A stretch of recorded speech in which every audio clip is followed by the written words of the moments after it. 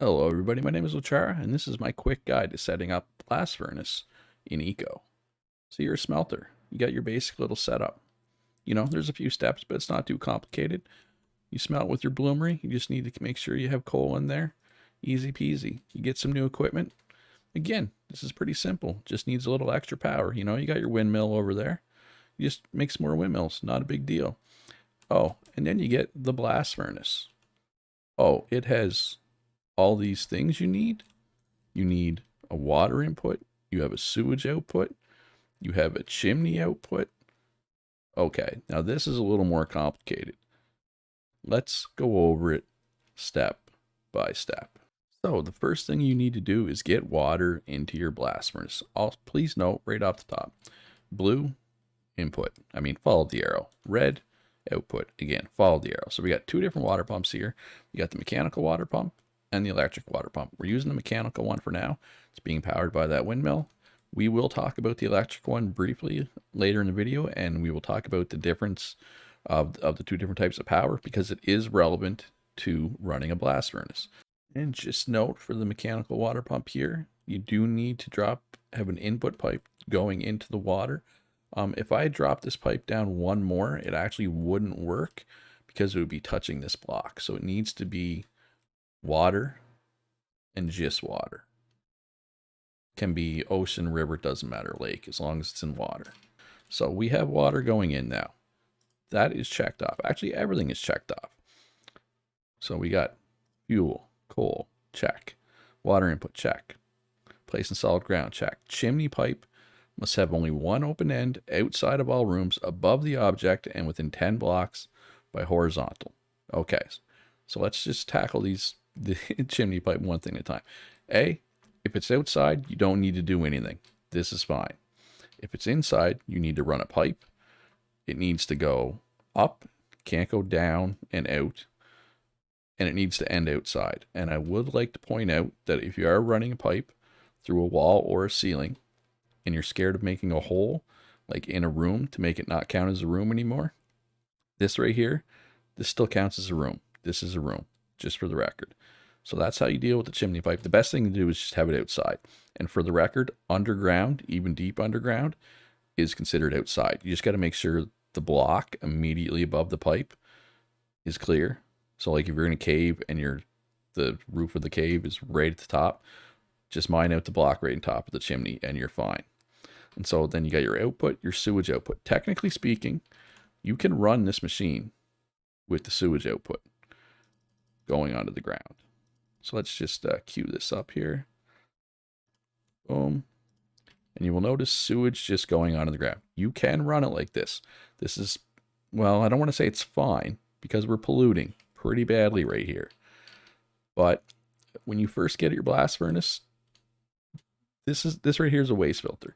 And you probably are not going to have one of these or access to one of these when you first get your blast furnace. And that's fine.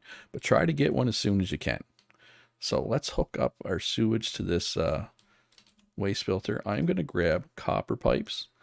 I like to use different pipes for input and output, and I'll explain why a little later. But for now, let's just do this. Let's get this going. Get it going out into the water here. And also note that you do need this waste filter needs to be on claimed land to work. So let's claim this land. In addition to being on claimed land and having an input of sewage and an output, it also needs power. Okay, that's fine, right? Oh, but wait, it needs electric power. Windmills and water wheels won't work. We need electric power. So let's get some. So at this point in the game, your only real option for power, electric power, is likely going to be this steam engine.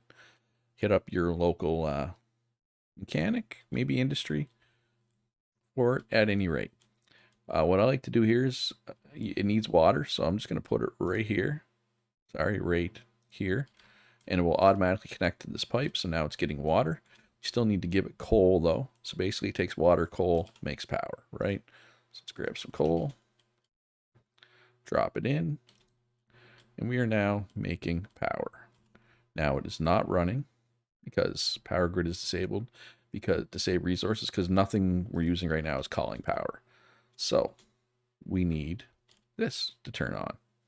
So we need to make, oh, what's going on here? Why are we, oh, the output. So this will be fine. Once we get this running, everything should start up. So let's make some steel here. Cue that up. Boom. You will see this machine should start up, turned off. Let's turn it on. There we go. There we go.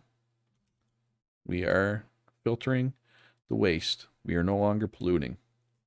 I should note that the waste filter does need to be connected to a stockpile because it creates compost in addition to water. And if it doesn't have a place to output the compost, it won't run. So let's talk about why I said different pipes for input and output. Now, functionally, iron pipes and copper pipes are the exact same. There's no functional difference. But as your smelting area grows, you may add a second or even third or fourth blast furnace, particularly if you're taking advanced smelting. And later on, you will add this machine, the froth flotation cell, I believe it's called. So let's drop that right there like that. So once you have all these different things, you're going to have, because this has an input and an output too, right? Water, sewage, same thing. You're going to have pipes snaking all over your smelting area. So what having the different types of pipes